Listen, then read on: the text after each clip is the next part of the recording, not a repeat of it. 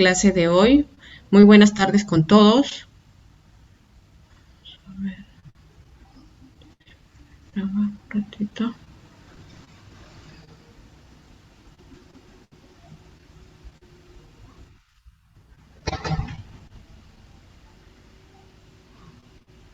Ok.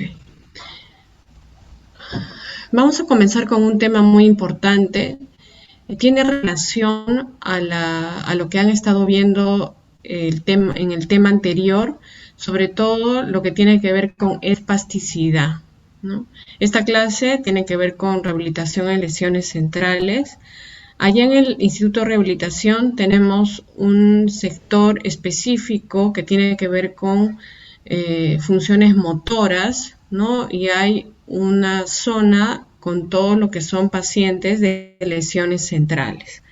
Entonces, este es también una alteración, digamos, muy severa, ¿no? Porque muchos de los pacientes, y vamos a ver que no es solamente lesionarse una zona del cerebro y tener compromiso motor, ¿no? Más allá de eso, vamos a ver que los pacientes con problemas de lesiones centrales, a su vez, hacen otras dificultades, ¿no? Que tienen que ver con aspectos también cognitivos, ¿no? Que los vamos a desarrollar más adelante.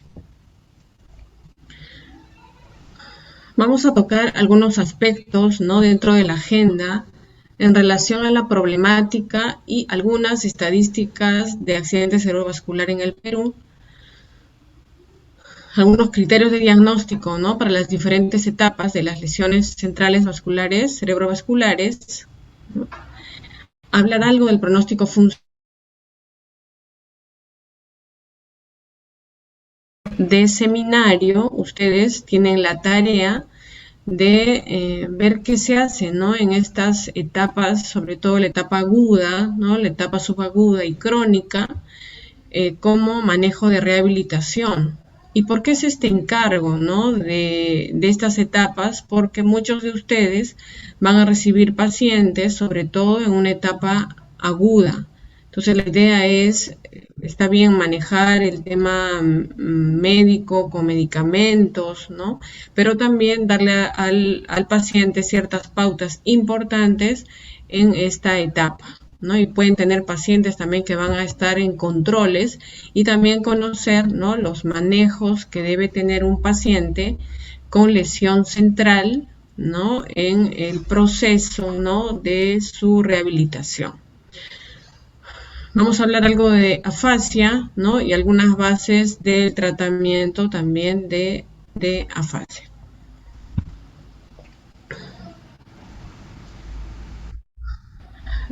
Buscando información, ¿no? Tenemos un artículo publicado por Málaga y Dávalos, donde ¿no? Ellos incluso antes de la pandemia ya mencionaban que el accidente cerebrovascular era una enfermedad prevalente, olvidada y desatendida. Y como sabemos, una gran parte del año pasado, la población de riesgo, sobre todo no pacientes con diabetes, pacientes con hipertensión, no han recibido su medicación, ¿no? En el tiempo correcto, ¿no? Por eso es que probablemente estos valores hayan aumentado. Y lo que se habla es que en Perú, ¿no? Hay una prevalencia de 6,8% en la zona urbana y 2,7% en la zona rural en mayores de 65 años, ¿no? De la incidencia de la prevalencia del accidente cerebrovascular. Y por otro lado, ¿no? Representan un 28,6 y 13,7 de causa, digamos, como causa de muerte. Ha habido un incremento en la mortalidad por accidente cerebrovascular, ¿no? En los últimos años, según la información, ¿no? Que se hizo en el Hospital Cayetano Heredia, ¿no? Y no olvidemos que esto tiene un gran impacto en lo que es, ¿no? La salud pública. Cada vez hay pacientes más jóvenes con accidente cerebrovascular, ¿no? Por el tema del sedentarismo, por el tema del inicio temprano de hipertensión, ¿no? De diabetes, Hay niños ya con diabetes, hipertensión, así que es bien importante, ¿no? Que ustedes reconozcan esta patología como una causa de discapacidad severa, ¿no? Entonces los pacientes que tienen un ACV, como hacen una múltiple discapacidad, ¿no? Muchos de ellos tienen que ingresar al INR en este caso, ¿no? Donde yo estoy, para recibir un tratamiento de algunos meses, ¿no? No es para siempre, ¿no? Sino se van reforzando más adelante, como vamos a ver, ciertos aspectos en el proceso.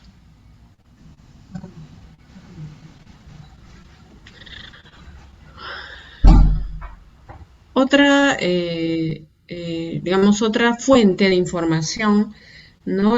Que tiene que ver también con Perú, ¿no? Tendencia en mortalidad por enfermedad cerebrovascular, publicada por el Ministerio de Salud, ¿no? También se habla de una tasa de 25,4, ¿no? Para el año 2003 y 37 para el año 2015, ¿no?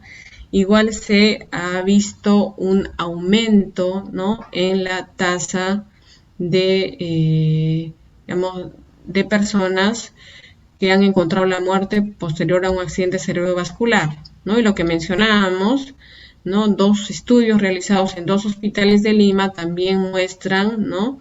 Prácticamente en uno 19,5 y 21%, y en el Instituto de Ciencias Neurológicas hasta un 5,2%, ¿no? De mortalidad.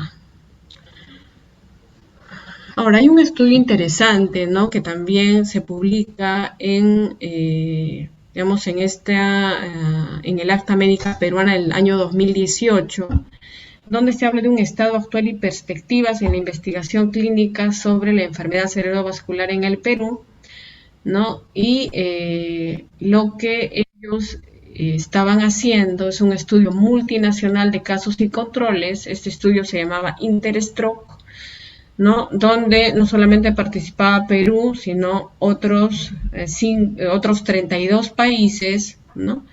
Y realmente una de las cosas que ellos resaltan es que se deben usar ciertas escalas, ¿no? Que han tenido éxito para la evaluación de estos pacientes, ¿no? Una de ellas es esta escala de ranking modificada, donde hay una puntuación del 1 al 6, dependiendo, ¿no? Del grado de discapacidad. No olvidemos que se había mencionado en la primera clase 2 cosas importantes. Una que tenía que ver con digamos, con lo que es la deficiencia, que es el daño que se ha sufrido, en este caso el accidente cerebrovascular, ¿no? Toda la lesión a nivel central, y otra, la discapacidad, ¿no? La discapacidad justamente tiene que ver con esas actividades que el paciente no puede realizar, ¿no? Y estas irán desde un grado leve, ¿no? Donde sí se necesita cierta ayuda, hasta una incapacidad severa que incluso muchas veces con asistencia, ¿no? No se logra completar la tarea, ¿no? Entonces, muchos de los pacientes que llegan al hospital ingresan, ¿no? Con una discapacidad desde leve a severa. Muchos mejoran ciertas actividades, algunos salen igual dependientes, pero no olvidemos que lo que necesitamos es que el paciente salga con una menor discapacidad en graduación, ¿no? Que es lo que justamente ayuda a esta escala de ranking modificado, ¿no? Realmente este estudio también lo que nos muestra, ¿no? Que hay una distribución por el tipo de evento, ¿no? De un 77,3% que tiene que ver con eventos isquémicos y 22,7% eventos hemorrágicos, ¿no? Y esto tiene que ver con una distribución similar que también hemos tenido, ¿no? En el Perú, y el tema de sobre todo, ¿no? De origen cardioembólico, solamente se ha dado a un 7,2%. Entonces, tenemos esta escala importante, ¿no? Que también ustedes la tendrían, ¿no?, que evaluar, ¿no?, para que se mida el nivel de discapacidad de los pacientes. Solo para mencionar, ¿no?, a manera de repaso, ¿no?, que tenemos a este accidente cerebrovascular o evento cerebrovascular, ¿no?, como ese grupo de síntomas, signos, ¿no?, secundarios a una lesión, y en algunos casos puede haber algo transitorio, focal, y en muchos casos, sobre todo los pacientes que llegan a rehabilitación, tienen una lesión permanente, ¿no? Es una de las causas de mortalidad y discapacidad global. ¿Qué significa global? Que justamente limita muchas áreas, ¿no?, muchos aspectos de la persona, ¿no? Muchos de los pacientes, y vamos a ver también cuando hablemos algo de afasia, lo que dicen es que tienen su mundo destruido. No olvidemos que, sobre todo, si hablamos de jóvenes y adultos que no han pasado todavía a ser adultos mayores, son, digamos, jefes de familia, tienen toda la responsabilidad y de un día para otro toda su vida se ve afectada, todo su mundo. Por eso Luria, ¿no?, que era un ruso, un neuropsicólogo ruso, hablaba justamente de ese mundo destruido que está ante un paciente con una lesión central o en todo caso una afasia, por ejemplo. La mitad tienen severidad moderada grave, quiere decir que requieren de apoyo de un familiar, ¿no? Y lo que justamente, y esa es mi tarea, ¿no?, llegar a todos ustedes para derivar tempranamente a los pacientes a una terapia de rehabilitación temprana.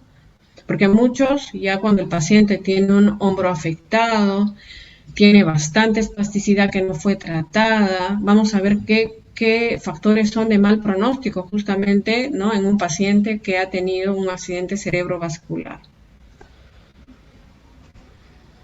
¿no? Y el impacto que tiene, ¿no? Porque decíamos, el paciente de un día para otro pierde su independencia. El paciente debe aprender, ¿no?, a depender de alguien, y muchas veces no tenemos ese alguien, ¿no? Bueno, algunas personas pues contratan a algún técnico, una enfermera, ¿no?, en la medida que la economía les permita, ¿no? Pero si no se tiene un familiar, debe aprender, ¿no?, a cuidar digamos, a su esposo, a su papá, ¿no? Y prácticamente modifica todas sus actividades, se incluye, ¿no?, responsabilidad familiar, incluso tienen que renunciar a su labor, y esta sobrecarga, ¿no?, que hay que cuidar al familiar con discapacidad, en este caso por lesión central, puede llevar, ¿no?, a los familiares a un estado de agotamiento, ¿no?, y se reporta en un 35% depresión. Entonces, ¿qué hacemos nosotros, ¿no?, que tenemos a pacientes que van con lesiones centrales? Con frecuencia hacemos pasar a la familia, bueno, en este caso de la pandemia, ¿no?, un solo familiar, y también se le hace ciertas preguntas de cómo se siente el familiar, ¿no? Se están rotando para cuidar al papá o al esposo, los hijos, cómo están haciendo, ¿no?, para ir también apoyando, ¿no?, a ese familiar que se siente agotado, ¿no? Entonces, no descuidar que el trabajo, ¿no?, sobre todo en rehabilitación, es un trabajo que compromete a la familia también, ¿no? O sea, nosotros como médicos no solamente le damos la indicación al paciente como tal, sino debemos trabajar en equipo con la familia, ¿no?, y darle también soporte. En rehabilitación, acuérdense, no es lo mismo que atender un paciente con faringitis, un paciente en la emergencia, que lo vimos una vez y ya no lo vamos a ver más. En rehabilitación, el trabajo es mucho más cercano, ¿no? Tenemos pacientes que, como diríamos, son conocidos de varias sesiones de terapia, se les ha dado indicaciones si regresan, ya conocemos a la familia, ¿no? Trabajar en rehabilitación realmente es un trabajo muy importante de acercamiento a la familia. Ahora, en este mismo trabajo, ¿no?, de Málaga y Saldaña en el 2018, hay algo que llamó la atención y quisiera que ustedes también, o todos juntos, ¿no?, veamos qué significará que se hizo seguimiento a 100 personas y menos del 50% de pacientes acudió al mes a la consulta que se le programó, ¿no? O sea, sale de alta el paciente con un accidente cerebrovascular y le decimos en un mes tiene que regresar, pero aparentemente se han sentido mejor o no mejoraban en nada. Y no, la información menciona que menos del 50% acudió a la consulta al mes, ¿no? Y a rehabilitación mucho menos, ¿no? Solo el 30% completó algo, lo que contribuye, ¿no?, a que estos pacientes finalmente tengan una funcionalidad al año mínima. No olvidemos que de inicio el manejo sobre todo es para prevenir secuelas que pueda dejar el accidente cerebrovascular. Entonces, esta consulta que debió pasar el paciente al mes y ese programa de rehabilitación precoz va a favorecer funcionalidad, ¿no?, a largo plazo. De esta población, el 21% fue rehospitalizado, ¿no?, y la mortalidad en la evolución también fue de un 20%. O sea, los pacientes deben tener un seguimiento, ¿no? Si es posible, si ustedes tienen, por ejemplo, hacen sus serums en una provincia, sería bueno enviar al personal a ver por qué el paciente no llegó al mes, ahí está haciendo sus terapias, ¿no? Porque eso de ahí va a contribuir a que rápidamente, si es posible, se reintegren a su labor habitual o fomentemos que el paciente sea más funcional a mediano plazo. Ahora, esta etapa de menor a 2 semanas es fundamental, ¿no?, para trabajar y vamos a ver que hacia las 2 semanas a 3 meses, si trabajamos bien, la recuperación motora podría ser en un 80%. Y hacia más de 3 meses en una etapa crónica podría ser en un 95%. Uno de los, y eso tiene que ver con el artículo, ¿no?, que ustedes debieron revisar, sobre el miembro superior, que es uno de los más lentos en recuperarse, ¿no? Si hablamos de esa zona del homúnculo de Penfield, ¿no?, relacionada a la mano, a la boca, ¿no?, a toda la zona que tiene que ver con aspectos orofaciales, ¿no?, es mucho más fina, mucho más compleja en su distribución, ¿no? Por eso muchos pacientes lo que menos recuperan es la mano y una de las articulaciones más afectadas es el hombro, ¿no? Y no olvidemos que también no solamente se debe tener en cuenta aspectos motores, sino también déficits neuropsicológicos de los que vamos a hablar más adelante. ¿Qué escala deberíamos aplicar, ¿no? Sabemos que tenemos de inicio en muchos consultorios como base el Mini-Mental para ver cómo está el paciente, pero según una guía práctica clínica, ¿no?, del 2015 de Colombia, se enfatiza que esta escala del NIHSS, ¿no?, que es una escala sobre todo para ver el estado de salud luego de un accidente cerebrovascular, tiene varios ítems, ¿no?, que nos permiten saber cómo está la función cortical, cómo está la evaluación de pares craneales, que también va a ser muy importante, porque muchos de nuestros pacientes con lesión central pueden tener también una disartria o anartria. La manera de ver es a través, ¿no?, de la evaluación de pares craneales, porque la disartria, no olvidemos, es una alteración del habla de origen neurológico que compromete la masticación, la succión, el control salival, la prosodia, ¿no?, la resonancia, y todos esos aspectos es importante evaluarlos, ¿no? Y se hace a través también de esta escala.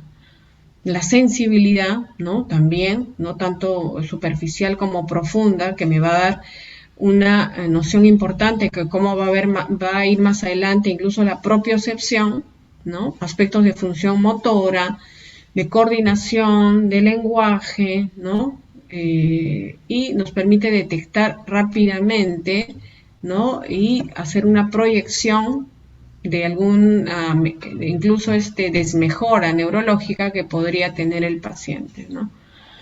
Se tiene ¿no?, perdón, una clasificación, ¿no?, de sin déficit hasta más de 20 déficit grave, que sería importante detectar porque esta puntuación inicial definitivamente nos va a conducir a un mejor pronóstico, ¿no?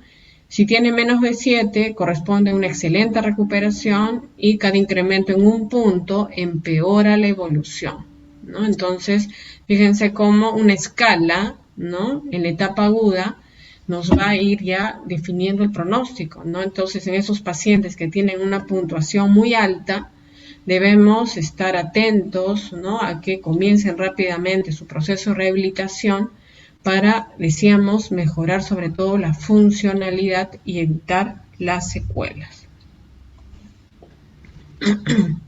Otro de los clasificadores, ¿no? Hemos tenido en el INR muchas capacitaciones, no es fácil de implementar en la consulta porque es un proceso largo, ¿no? Este clasificador llamado SIF me ayuda a ver algo de deficiencia, ¿no? Cómo están las funciones y estructuras corporales del paciente. Discapacidad, ¿no? ¿Qué actividades se han visto limitadas, ¿no?, por la lesión central en este caso? Y si el paciente está participando en diferentes tareas de la misma manera como lo hacía antes, ¿no? Y es una forma, ¿no?, de realmente tener una idea de funcionamiento y discapacidad.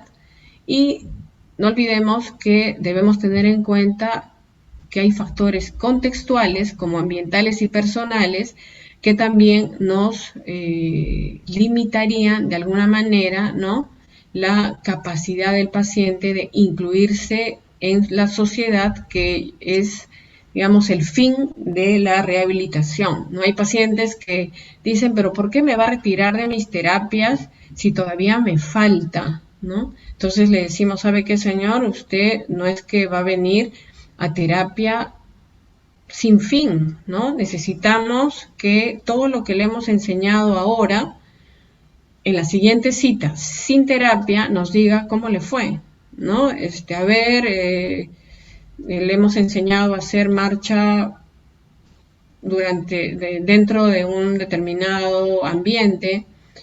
Vamos a ver si lo está pudiendo hacer en su casa, ¿no? ¿Qué dificultades también ha encontrado durante este tiempo como que de descanso?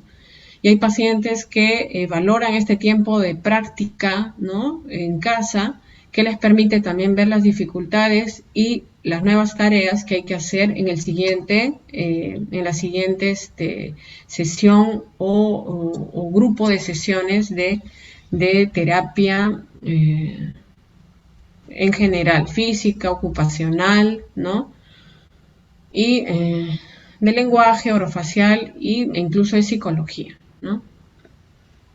Perdón. Ahora, lo que sí hay que reconocer es el momento de máxima recuperación, que es hacia los 6 meses, ¿no? Hay una gran reparación del cerebro, hay fenómenos de plasticidad cerebral presentes, ¿no? Y hay un artículo que los invito también a revisar, ¿no?, que es del 2015 de la revista Stroke, ¿no?, que porque también se habla, ¿no?, de un seguimiento realmente y cómo salieron luego de 5 años después de tener este accidente cerebrovascular, y sobre todo, ¿no?, se evalúa que los 6 primeros meses son fundamentales. ¿Por qué? ¿No? Porque no olvidemos que hay una recuperación que va a ser, vamos, por toda la parte, por todos los cambios que hay en el lugar de la lesión, ¿no? Esta zona de edema, el edema baja, ¿no?, con la medicación que se le da en la emergencia, en las salas de recuperación. Hay mejora en la irrigación cercana a la zona de lesión, y algo que a veces decimos, ¿por qué será que un paciente con una lesión que yo observo en la tomografía o en la resonancia que está en esta zona tiene aspectos clínicos que no coinciden, ¿no? Uno dice, ¿qué está pasando, no? Si me han dicho que para que sea fascia de Broca, por ejemplo, la zona de lesión debe ser en el lóbulo frontal, ¿no?, en zonas posteriores de la circunvolución frontal inferior, y el paciente tiene otros aspectos también comprometidos, como la escritura, como la lectura, ¿no?, ciertos aspectos de memoria también. Entonces, no olvidemos que el cerebro funciona a través de redes neurocognitivas. Por lo tanto, ¿no?, estas zonas de lesión no están aisladas del resto del cerebro. Y estas zonas alejadas, también comprometidas, ¿no?, con esta zona primaria de lesión, se llama diasquisis, ¿no? Lo pueden revisar también en este libro de neuropsicología, donde Junquet justamente habla de las diasquisis, ¿no?, que al momento de mejorar estas zonas a distancia, también hay cambios importantes en la funcionalidad de los pacientes. Entonces, ¿por qué mejora el paciente en estos primeros 6 meses? Uno, porque disminuye el edema. Otro, porque mejora la irrigación cercana a la zona de lesión, ¿no? Esta penumbra isquémica disminuye, y las zonas a distancia se van recuperando, ¿no?, que son importantes, ¿no?, para mejorar estas redes neurocognitivas, ¿no?, que se han visto de alguna manera afectadas por la zona primaria. Y por estos cambios, ¿no?, en los primeros meses es que el 85% de pacientes llega a caminar, ¿no?, si hay un tratamiento precoz, porque hay ciertas fases de recuperación. Entonces tenemos que idealmente tener un paciente en esta etapa de flacidez, mucho de lo que es espasticidad, ¿no? Incluso van a ver ustedes en el artículo que la espasticidad no es del todo mala, ¿no? Podemos aprovechar ciertos aspectos de espasticidad para darle funcionalidad a este paciente, pero tampoco que se vaya a una espasticidad severa. Hay una tercera etapa que también debemos aprovechar, la sinergia de movimientos, ¿no? Pero que estas sinergias también se acompañen de movimientos voluntarios más adelante, que le permitan que no se quede en una etapa de solo sinergias o que motive las contracturas, y que se apueste por una fase de aumento de fuerza, mejor coordinación y resistencia, y de ser posible el restablecimiento de la actividad muscular, ¿no? Entonces, esa serie de fases es que debemos aprovechar, ¿no?, para que llegue el paciente a su máxima funcionalidad. Muchos de los pacientes se desesperan porque tienen la mano dominante con poca fuerza. Entonces siempre invitamos, por eso muchos pacientes llegan a terapia ocupacional para trabajos, sobre todo de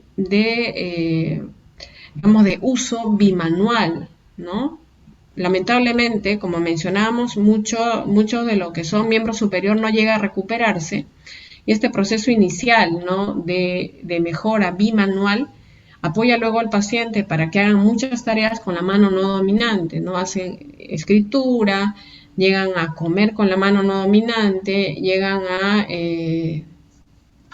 hacer prácticamente su mano dominante, ¿no?, por aspectos de lesión severa del miembro que utilizaban más. ¿Qué predictores podrían darnos un mal pronóstico, ¿no? Y eso es lo que decíamos, ¿no? Si tenemos esa consulta hacia el mes, si tienen un paciente que ha tenido un accidente cerebrovascular y ya está en su casa, ¿no? La idea es hacerle seguimiento, eh, llamar a la familia en estos casos, ¿no? Preparar si es posible, si estamos en este contexto, tal vez una teleconsulta, y cómo está el paciente, si sigue flácido, ¿no? El hemicuerpo afectado, ¿no?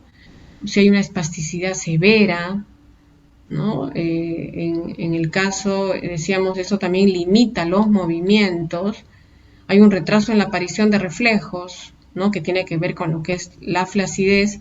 Hay una afectación propioceptiva, digamos, que va a limitar también ciertas tareas de coordinación fina, por ejemplo, ¿no? Que van a estar en muchos casos relacionadas con la ocupación de los pacientes. Una de los aspectos importantes también que consideramos en rehabilitación es preguntarle al paciente a qué se dedica, ¿no? Para ver qué valoramos más en varias tareas, ¿no? Entonces, esta afectación propioceptiva podría, imagínense un paciente que sea sastre, ¿no? Que requiere bastante lo que es el tema de manejo de coordinación fina, ¿no?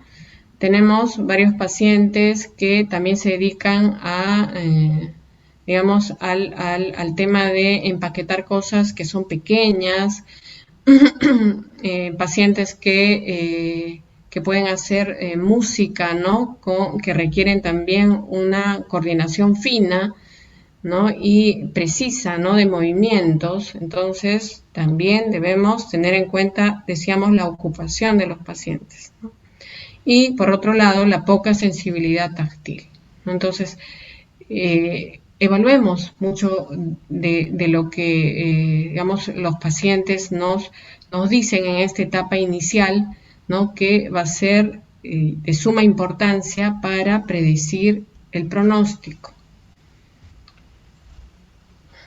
Otros aspectos también que debemos tener en cuenta es, decíamos, necesitamos escalas, ¿no? En muchos hospitales nos vemos con la mala derivación de que los pacientes solamente han estado llevando terapia física. Y bueno, ya pasaron los 6 meses, decíamos, de esos cambios importantes que hay a nivel central, y el paciente tenía una alterada la parte cognitiva, ¿no? Las funciones que tienen que ver con por ejemplo, las tareas de manejo de objetivos, planificación, todo lo que son las funciones ejecutivas. La memoria también alterada, tema de orientación, pacientes sin motivación, ¿no? Entonces, prácticamente no ha habido ningún manejo en este aspecto que también contribuye al mal pronóstico. Siempre los pacientes que van al hospital, ¿no? Comenzamos a evaluar, recordamos un poco el evento, se ponen a llorar con frecuencia, ¿no? Y realmente trabajamos mucho con psicología. Hay neuropsicología también en el INR, ¿no? Y a su vez, en el momento que sea necesario, se pide apoyo de psiquiatría, ¿no? Porque es importante que el paciente esté motivado, ¿no? Para que su rehabilitación sea más efectiva. Si el paciente ya tiene limitación articular, ¿no? Ha estado postrado y ya con úlceras, no nos percatamos que tenía una alteración visual o tiene mucho dolor. Decíamos, una de las articulaciones que hay que cuidar es la articulación del hombro, ¿no? Hay con frecuencia subluxaciones, ¿no? Que no han sido manejadas a tiempo y van a limitar mucho la funcionalidad del miembro afectado, que en muchos casos, como hemos indicado, podría ser, ¿no? podría ser el miembro dominante, ¿no? Entonces hay que estar atentos. Y por otro lado, el hemisferio afectado, ¿no? Si hablamos de preguntas también, otra de las cosas que preguntamos a los pacientes, aparte de la ocupación, es su grado de instrucción, ¿no?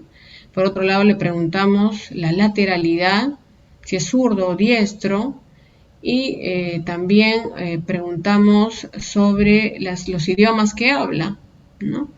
¿Por qué? Porque eso de ahí a veces, y es una de las tareas que tienen también para el seminario, ¿no? Hay algunos test que se han tratado de adaptar digamos, a ciertas lenguas que también tenemos en Perú, ¿no? Y así cada país, ¿no? Debería acercarse a su población con la lengua materna, ¿no? Fíjense, podemos estar nos toca estar en Andahuaylas, ¿no? El paciente viene, ¿no? Luego de su accidente cerebrovascular y yo estoy preguntándole en español y me doy cuenta que el paciente solo hablaba quechua. Entonces, ahí tenemos que apoyarnos mucho en la familia, ¿no? Para realmente ver cómo está esa lengua, ¿no? Sobre todo si tenemos un paciente con un hemisferio afectado, sobre todo el lado izquierdo, ¿no? Que nos da mayores problemas en relación a probables afasias, ¿no? Por otro lado, no olvidemos que el hemisferio derecho también es importante para aspectos relacionados con la parte visual, ¿no? La parte artística, ¿no? Aspectos relacionados con la coordinación, ¿no? De ciertas tareas. Por otro lado, tenemos un aspecto que tiene que ver con el contexto en el que vivimos, aspectos pragmáticos importantes, ¿no? Entonces, todos esos aspectos que tienen que ver con la parte visoespacial, ¿no? Artística, aspectos relacionados con el contexto, ¿no? También tienen que ser valorados si hablamos del hemisferio afectado. De hecho, no siempre hay aspectos que comprometen las funciones cognitivas de manera típica. Podemos tener pacientes que tienen una lesión en el hemisferio derecho, pero que podrían tener una afasia, ¿no? Entonces decimos, ¿qué pasó? ¿No? Entonces hay cierto grupo de pacientes zurdos que tienen sus centros de lenguaje a nivel del lado derecho, ¿no? Entonces hay afasias atípicas. Entonces, ¿qué debemos tener en cuenta? Decíamos, el estado mental a través de ciertos test o escalas que midan estos aspectos de manera inicial, ¿no? Se va a revisar lo que es test bedside, que es un test que se utiliza también en la etapa aguda, ¿no? No olvidemos de la motivación, de aspectos que ya pueden estar comprometidos en las articulaciones, la presencia de problemas de dolor, ¿no? En este caso a nivel del hombro afectado, y valorar cuál de los hemisferios fue afectado, porque podrían verse usualmente comprometidas más funciones cognitivas.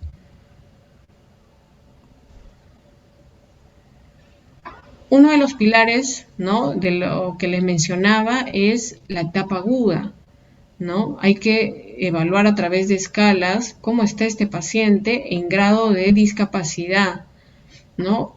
Las primeras evaluaciones se debe hacer a las 24 horas.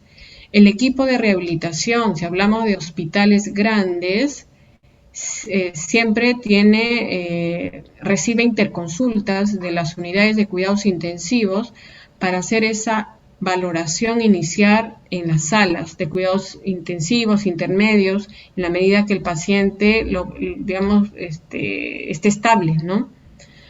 Entonces, hay una etapa inicial que se debe ya dar, ¿no? De 30 a 40 minutos, 5 veces a la semana en los primeros 6 meses, ¿no? Entonces ya comienzan con ciertos aspectos importantes, ¿no? Relacionados a la rehabilitación desde las primeras 24 horas luego de la evaluación.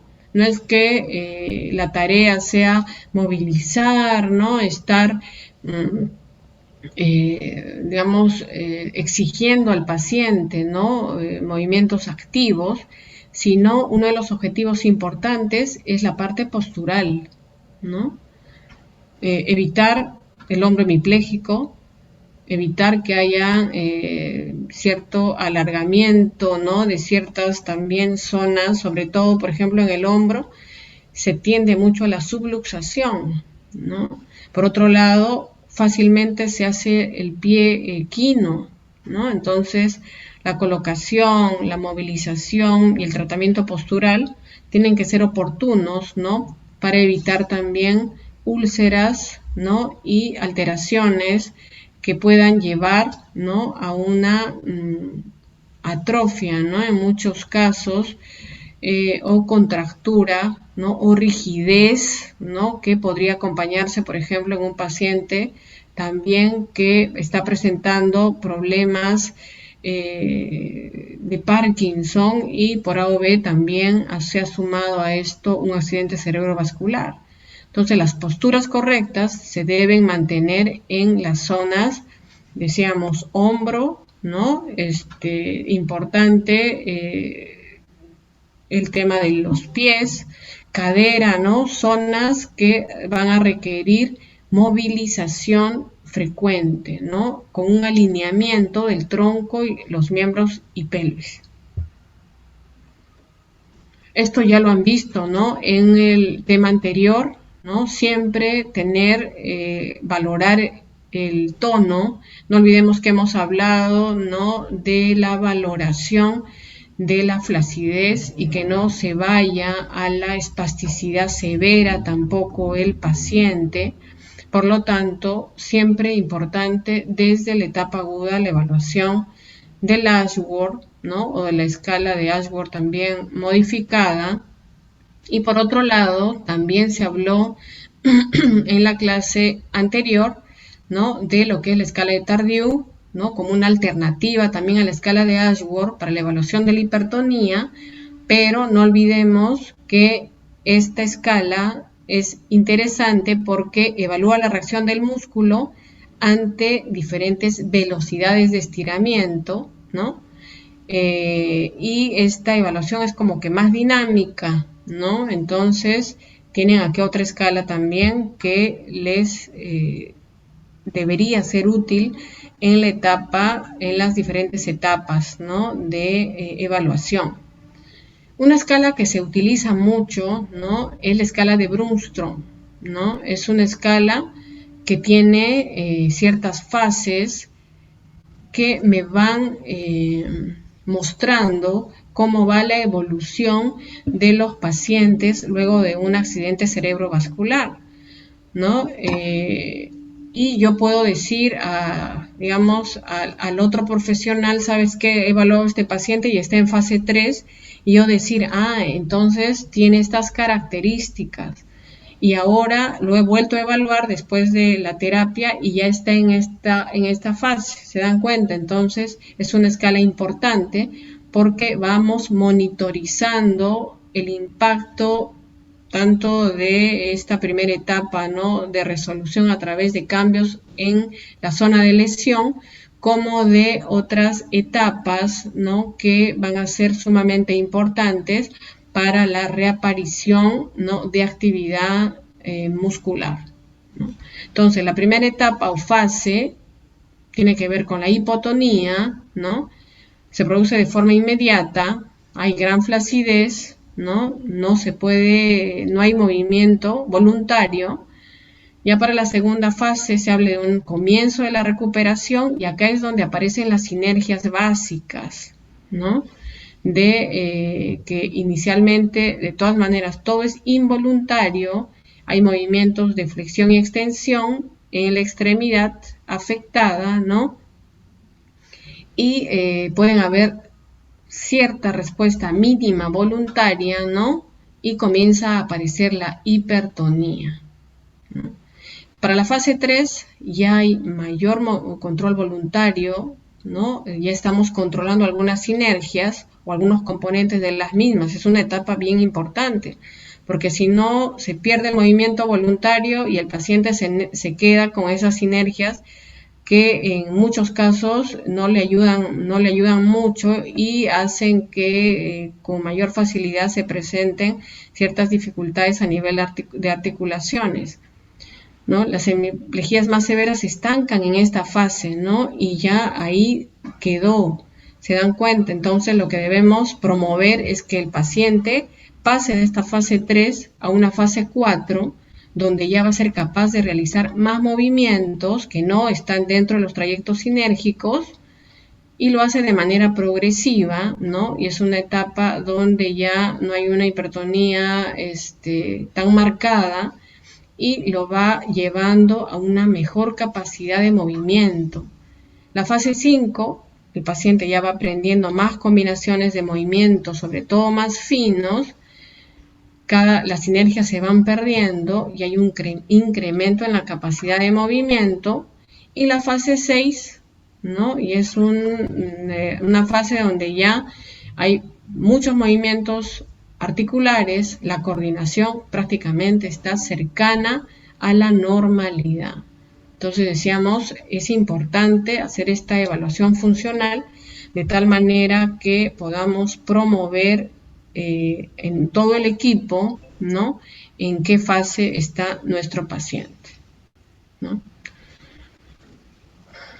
Otros puntos también, hablábamos de esta guía, ¿se acuerdan?, colombiana, ¿no?, que nos van a ayudar, ¿no?, para mejorar y evaluar el pronóstico funcional.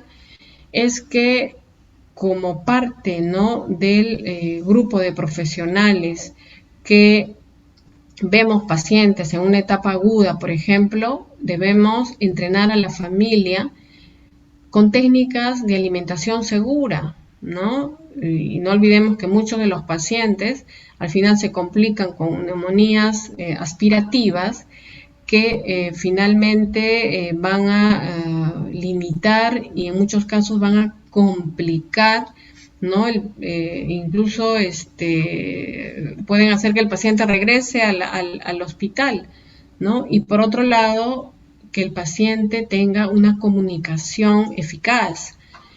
Si al inicio hay pacientes con anartria, hay pacientes que están tal vez con una tráqueo, ¿no?, o están con una sonda nasogástrica que les está impidiendo, ¿no?, una comunicación eficaz. De inicio se puede armar, ¿no?, entrenar a la familia a armar ciertos tableros de comunicación que lo que van a hacer, ¿no?, es facilitar esa comunicación del paciente con la familia, ¿no? Por ejemplo, el paciente, yo le digo, ¿qué es lo que usted necesita ahora?, ¿no? Y el paciente puede señalar con la mano que está bien, papel, por ejemplo, ¿no? O me duele. Entonces nuestro tablero se puede acomodar de tal manera que pueda tener fotos de la familia. Tal vez el paciente quiere hablar con algún familiar, tener el tema del teléfono, quiere escuchar a algún familiar, tal vez tener algo que tenga que ver con que el pañal me molesta. Entonces uno va acomodando estos aspectos que de inicio van a hacer que el paciente se sienta mucho mejor, ¿no? Qué difícil, que nadie me entiende porque estoy con la sonda, estoy con esta anartria que no me deja producir bien. Sin embargo, muchos tienen su capacidad cognitiva normal, ¿no?, y podemos lograr esta comunicación eficaz, ¿no? Siempre, otra sugerencia es, decíamos que de inicio el equipo de rehabilitación va a las unidades de cuidados intensivos. Entonces, al alta uno le dice al paciente, ya cita en un mes, y no olvidemos darle la indicación de que el paciente debería ir hacia una unidad de rehabilitación, ¿no?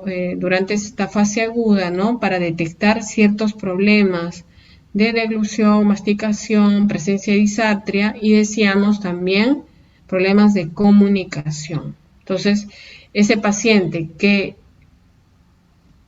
tiene un manejo de la disartria, ¿no? Y un manejo de la comunicación, va a tener una mejor, digamos, un mejor contacto con la familia, ¿no? Al inicio habíamos mencionado que el familiar está agotado, ¿no? Y encima estamos buscando, ¿y qué quieres, no? A veces hay pacientes que dicen, me he pasado como media hora alcanzándole cosas a mi familiar y no es lo que quiere.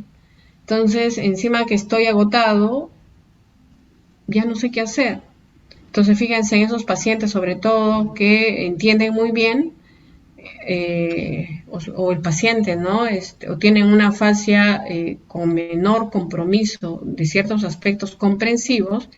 Estas tablas que se pueden crear de manera artesanal, ¿no? Pueden servir. Incluso uno busca en internet, ¿no? Tablas de comunicación para pacientes, ¿no? Con ciertas alteraciones más de complejo orofacial, ¿no? O disartrias, y uno puede imprimir el tablero y acomodarlo también de acuerdo a, digamos, a las necesidades del paciente. Otro punto importante, ¿no? Es que está bien, siempre la recomendación de la parte física, ¿no? ¿Qué es lo que queremos? Lograr una independencia funcional, ¿no? ¿Qué es lo que queremos? Que haya una mejor movilidad y equilibrio, ¿no? Y lograr que el paciente logre hacer marcha, ¿no? Actualmente en Lima, sobre todo, ya se están equipando más las zonas de rehabilitación.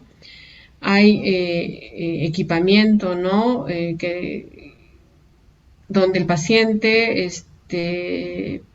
puede, digamos, ahorita es población de riesgo, pero puede tener acceso a mayor implementación, ¿no? Tecnología para que pueda lograr una mejor independencia funcional. En muchos de los pacientes que tienen post-accidente cerebrovascular, ellos van a las áreas de laboratorio de marcha, ¿no? Para evaluar cómo, por ejemplo, cuando ya comienzan a hacer marcha, para evaluar qué grupos musculares son los que todavía no están muy fuertes, ¿no? Cómo mejorar a través de ayudas ortopédicas la marcha de estos pacientes, ¿no? Que finalmente va a contribuir a una mejor funcionalidad, ¿no? Entonces se tiene que contar con un equipo, debe haber un médico rehabilitador, ¿no? No olvidemos que los pacientes tienen su neurólogo, en muchos casos su cardiólogo, ¿no?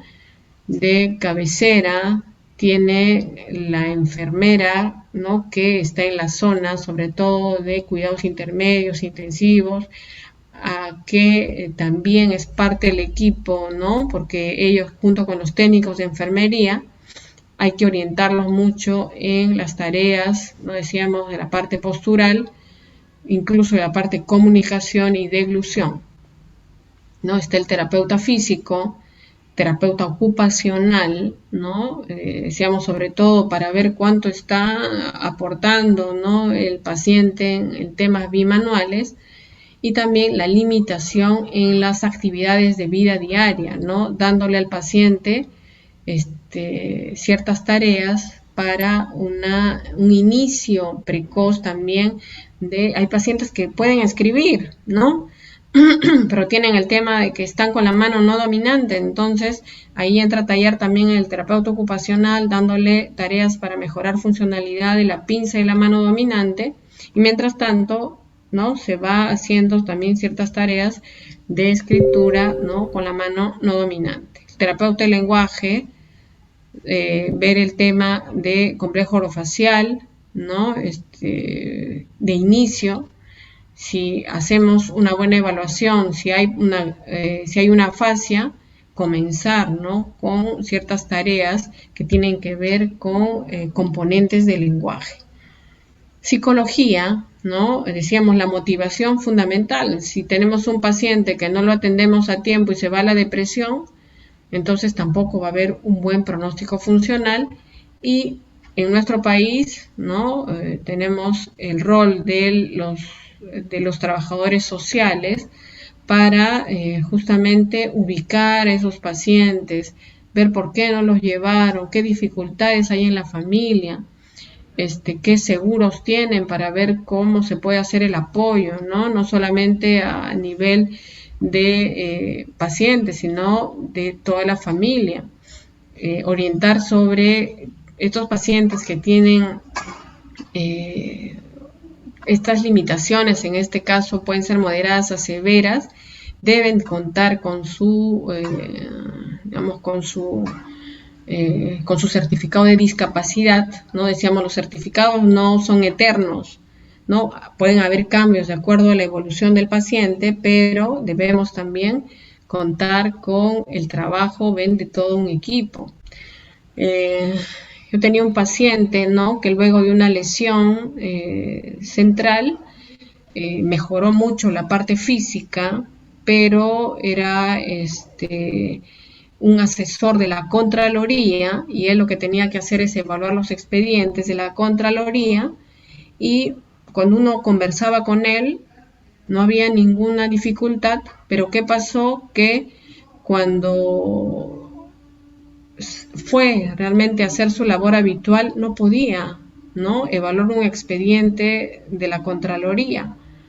Entonces se hizo una evaluación mucho más profunda de aspectos neuropsicológicos, y justamente ahí no había ese razonamiento de objetivos, eso de medir y planificar tareas que requiere un profesional con esta preparación, ¿no? Era un abogado experto en asesoría en la Contraloría, ¿no? Al final se tuvo que llevar, ¿no?, a una evaluación por el comité, pero ya de incapacidad, que finalmente tuvo que lamentablemente decirle que ya no estaba preparado, ¿no?, para este trabajo de asesoría, ¿no? Y luego se buscó otro tipo de trabajo, ¿no? Pero ven, ¿no?, se trabajó en terapia física, mejoró aspectos de ocupacional en paralelo, estaba viendo el tema también de cómo estaba cognitivamente, y no es que se dejó al paciente, ¿no?, sino en muchos pacientes dice, a ver, vamos a ver qué expediente puedes revisar, ¿no? A ver, vamos a hacer una monitorización con apoyo para ver si efectivamente puedes hacer tu tarea, y se vio que no, ¿no?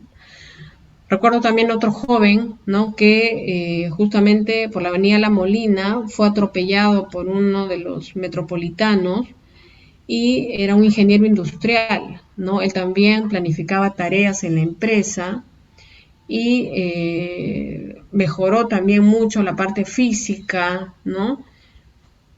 Conversaba muy bien, pero había olvidado muchos aspectos de su profesión. Entonces ya no podía evaluar estas situaciones relacionadas a lo que es la parte industrial. Entonces no nos confiemos, ¿no?, de que un paciente, bueno, ya está caminando bien, ya nos está conversando aparentemente bien, ¿no?, pero no hemos evaluado cómo le irá en su tarea habitual. Y ahí es donde sigue el equipo, no solamente de rehabilitación, sino también de rehabilitación profesional, monitorizando estos casos. Otro punto también que se recomienda, ¿no?, es definitivamente, decíamos, el tema de deglución, comunicación y el déficit visual, ¿no?,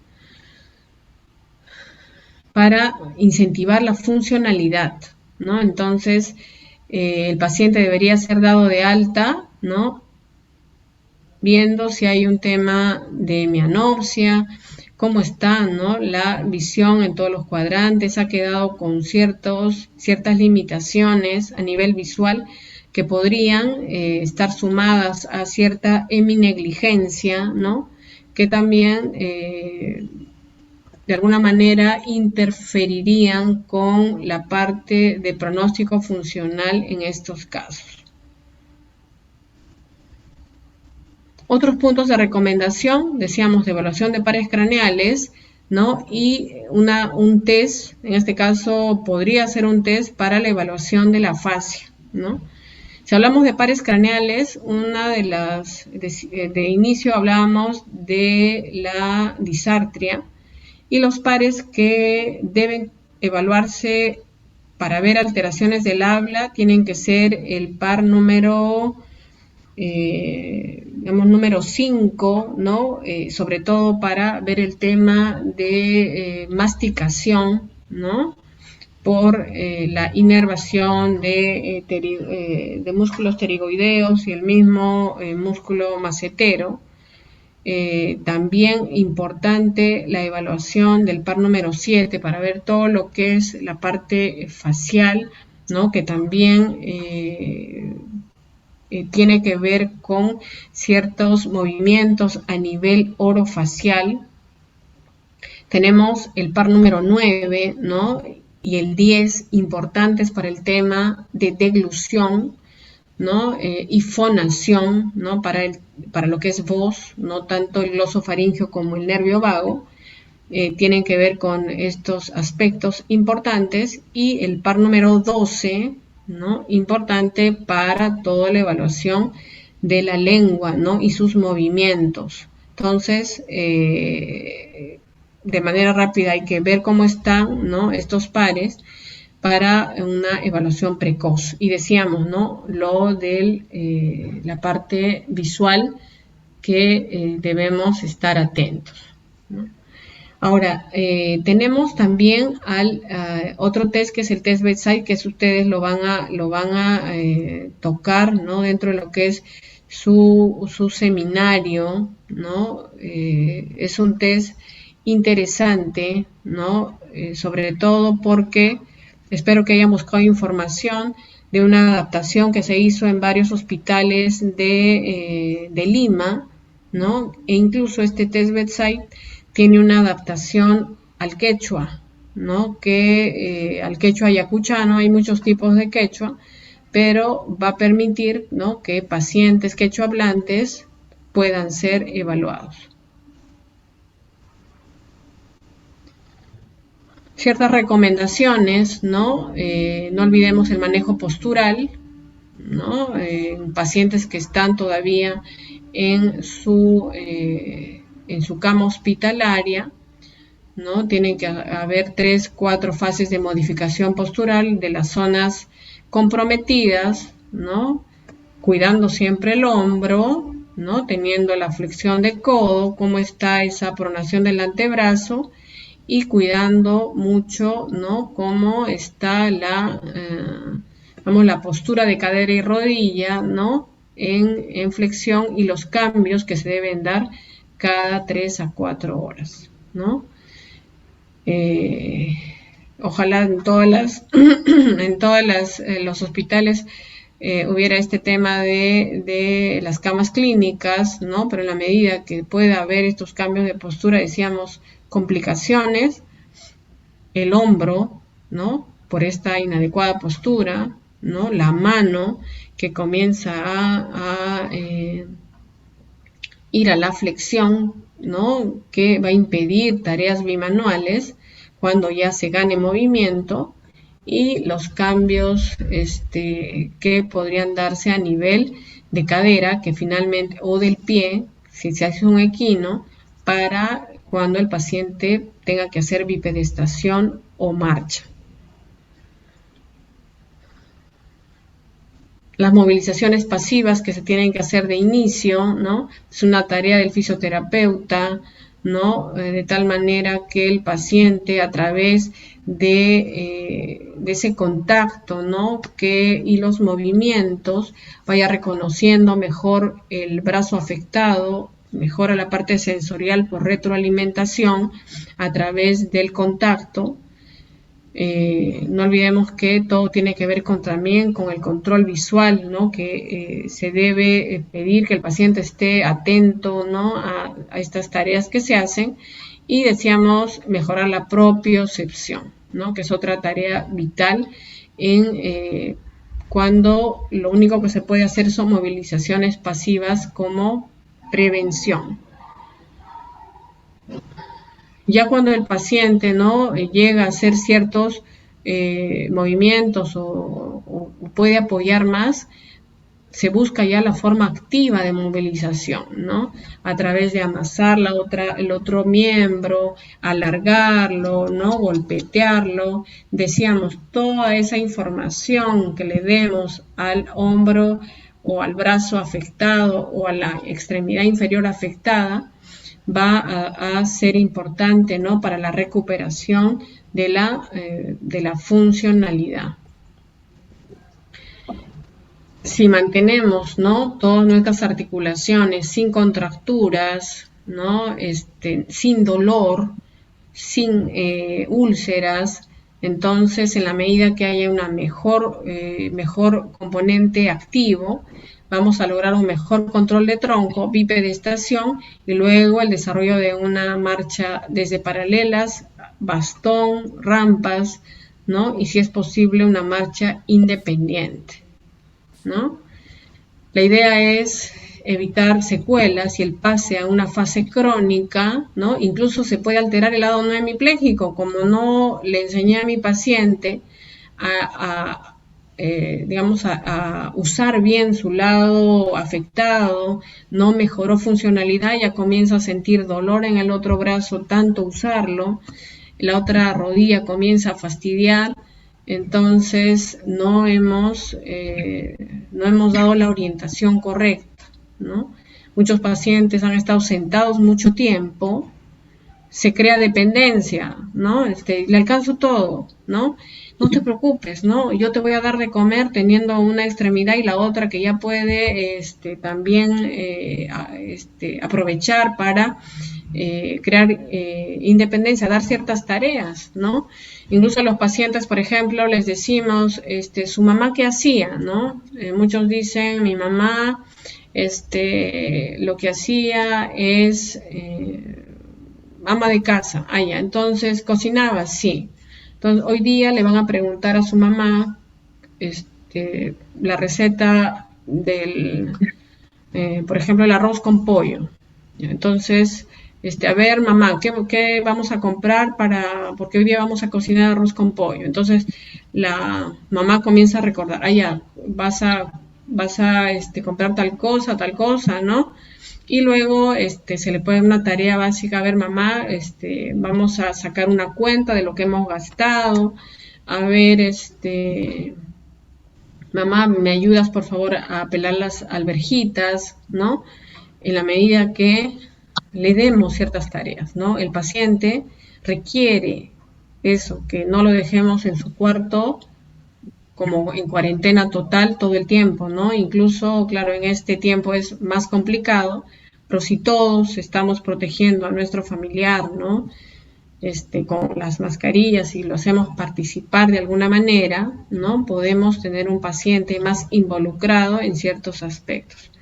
No olvidemos que el cerebro requiere actividad, requiere experiencia para mejorar. Por lo tanto, no dejemos a nuestros pacientes mucho tiempo sentados, ni tampoco mucho tiempo dependientes. El miedo a caerse, ¿no? Como se puede caer, mejor lo dejo sentado, ¿no? Entonces, por ahí que sobre todo los terapeutas ocupacionales y los terapeutas físicos están ahí, ¿no? Dale y dale para que el paciente, le devolvamos la seguridad a ese paciente, ¿no? De que sí puede volver a caminar, ¿no? Y lo decíamos, yo creo que lo peor es que no haya motivación, ¿no? Ahí sí ya difícil que hagamos algo, ¿no? Y en nuestros pacientes con lesión central, muchos de ellos luego tienen la actividad deportiva, ¿no? Son algunos pacientes que van bueno, en el caso antes de la pandemia se hacían grupos de deporte, ¿no? Para que puedan incluso jugar básquet, algo de trabajo en equipo, ¿no? Pasándose la pelota, viendo ese tema de coordinación que es muy importante, incluso de lanzar la pelota al cesto, ¿no? Que tiene el básquet, ¿no? Entonces, es, digamos, una tarea también que debemos fomentar empleando adecuadamente el lado sano sin sobrecargarlo. Hablaremos algo de afasias, ¿no? Como una también alteración que hay que tomar en cuenta, ¿no? En nuestros pacientes con lesión central, ¿no? Entonces, ¿y cómo se determina una afasia? ¿No? Decíamos algunos test básicos, pero lo que debemos tener en cuenta es que la afasia no es que haya problemas de deglución, masticación, no, una afasia compromete una lesión central, digamos, compromete una función central importante como es el lenguaje, ¿no? En el lenguaje se tiene cierta adquisición que uno tiene desde niño, ¿no? Donde hay un vocabulario, ¿no? Que debe estar bien fomentado desde niño, ¿no? Tiene que haber una estructuración de oraciones que debe tener cualquier persona, debe entender el vocabulario que me dicen, ¿no? Debo también asociar la información, ¿no? Que me dicen, debo usar un lenguaje de un determinado contexto. Esos son los componentes del lenguaje, ¿no? Entonces, cuando un paciente adquiere el lenguaje y ya hay una lesión, se habla de afasia, ¿no? Es decir, ¿no? La familia nos va a decir, mi familiar hablaba muy bien y ahora no recuerda las palabras, no logra estructurar oraciones, no comprende el vocabulario que le decimos. Estamos en una situación que es triste y se comienza, no asocia la información o usa un lenguaje no correcto para el momento, ¿no? Entonces, no asocia la información, le doy una indicación y hace lo contrario, ¿no? Entonces, esa es la afasia. La afasia no solamente es en el adulto, ¿no? También puede iniciar desde un niño, ¿no? Así que en esos niños que han tenido traumatismos encefalocraneanos, pueden tener malformaciones arteriovenosas que se complican, ¿no? De inicio, pueden también tener afasia. La afasia se habla que se da a partir de los 2 años y medio de edad a los 3 años de edad, ¿no? Entonces, la afasia no es un diagnóstico solo de la etapa adulta, ¿no? Para que puedan tener su diagnóstico diferencial cuando hay una alteración del lenguaje también en el niño, ¿no? Por otro lado, de inicio, tal vez muchos de nosotros conocemos que se pasó de un modelo mucho más básico, clínico, a un modelo mucho más funcional, ¿no? Antes, que hizo Broca y Wernicke, evaluaron clínicamente a sus pacientes y al final tenían frente a ellos a ese cerebro que lo evaluaron, ¿no? Y llegaron a la conclusión de dónde estaban las zonas de Wernicke y de Broca. Pero actualmente podemos evaluar funcionalmente a nuestros pacientes, definir qué zona es la comprometida y analizar el lenguaje a través de ciertas tareas que le podamos dar a la persona, tanto sin ACV o con ACV, ¿no? Para ver cómo se organiza, pero definitivamente siempre evaluar la parte clínica y tener a la mano aspectos también relacionados, ¿no?, a la organización cerebral con neuroimagen, ¿no? Broca mucho hizo en aspectos, ¿no?, clínicos. Tenemos al paciente TAN, ¿no?, que fue tan, que hasta ahora es tan recordado, ¿no?, sobre todo cuando tenemos frente a nosotros a afasias no fluidas. Tenemos a Wernicke, ¿no?, que también evaluó clínicamente a ese paciente que hablaba de más y que no entendía muy bien, ¿no? Pero no olvidemos que lo que habíamos mencionado, ¿no?, la afasia como una alteración adquirida del lenguaje, y puede haber afasia desde los 2 años y medio, 3 años de edad. No olvidemos, habíamos mencionado en todo lo que es lesión central, preguntar sobre el grado de instrucción, porque en muchos pacientes también vamos a tener que, dentro de lo que es su proceso de rehabilitación, ver el tema de lectoescritura. La ocupación del paciente sea muy diferente de tener un paciente con un accidente cerebrovascular que tenga que sea un abogado, ¿no?, que sea ama de casa, o que sea un paciente mecánico, ¿no? Entonces va a depender mucho de la ocupación, nuestros proyectos, la edad del paciente, ¿no?, que tiene que ver con comorbilidades, tiene que ver también con ingreso a colegio. Si tenemos un niño que ha tenido su ruptura de una malformación arteriovenosa, ¿no? Hablábamos de la lateralidad y de ese hemisferio afectado, ¿no?, que también va a marcar cierto pronóstico en relación a cuán afectada esté la parte también cognitiva. Y aspectos de bilingüismo, ¿no? Se habrán afectado todos los idiomas, en qué idioma incluso hacer la terapia. Y ese es un tema que es complicado, ¿no? Porque tenemos muchos pacientes quechohablantes que uno les da indicaciones y que realmente por el tema, ¿no?, digamos, de no entender la lengua, ¿no?, no tienen un avance como quisiéramos, ¿no? Muchos, y les traigo este cuadro, ¿no?, porque a veces pensamos que los pacientes con afasia van a tener, por ejemplo, en el caso de Broca, no fluidez, pero una comprensión perfecta. Y hemos tenido pacientes con afasia de Broca que tienen, realmente no hay fluidez, hay una mejor comprensión, pero no al 100%. Lo que sí les mencionaría, ¿no?, es que en las afasias no hay una comprensión al 100%. Puede haber una mejor o peor comprensión, ¿no? Pero si hablamos de quién se recuperará mejor, ¿no?, quién nos va a apoyar mejor, son los pacientes que tengan una mejor comprensión. En este caso, Broca, los pacientes con afasia de conducción, los pacientes con afasia transcortical y los pacientes con afasia anómica.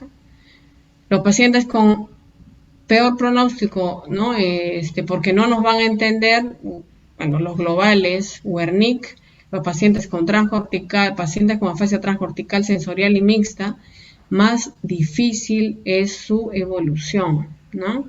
Ahora, si yo catalogo a un paciente con afasia de Broca, ¿el diagnóstico será para siempre? No. Siempre en un paciente con afasia hay una transición del diagnóstico. ¿Qué quiere decir? Que va a migrar el tipo de afasia de acuerdo a la intervención a otro tipo. Lo ideal, Broca, lo que migra es a transcortical motora. Y si vamos mejor, puede migrar a anómica. Paciente con afasia Wernicke o global puede también, ¿no?, ir haciendo cierta transición, Wernicke a transcortical sensorial, y luego también la idea es que vaya anómica, ¿no?, que es la afasia más leve, ¿no? Entonces, tener afasia más lesión central es toda una complicación, pero decíamos, ¿no? Hay que tener compromiso para lo que es, ¿no? Todo lo que es la evaluación y aspectos importantes de comprensión de información. Vamos a hacer algunas conclusiones de lo que hemos hablado el día de hoy, ¿no? Hemos comentado, ¿no? Que, hemos comentado que, vamos a dejar de compartir.